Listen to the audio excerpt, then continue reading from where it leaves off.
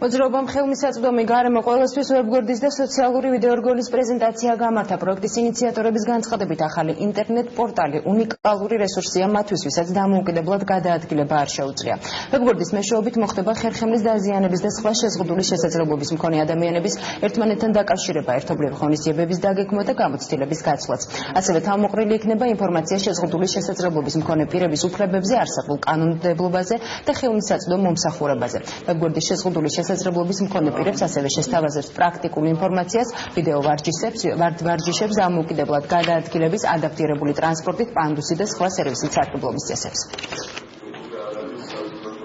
საქართველოში საერთოდ არ არის ადაპტირებული ტრანსპორტი, შესაბამისად ჩვენ ვერ ვსარგებლობთ დამოუკიდებლად აბსოლუტურად ადაპტირებული გარემო არ აქვს და ამის შესახებ ეს ყველაფერი მოგვარდეს, ვამზადებ პეტიციას, რომ მერიას მიმართოთ. შეზღუდული შესაძლებლობის მქონე პირებისთვის დისტანციურად ინფორმირებულობის ამაღლების მიზანი აქვს ამ საიტს.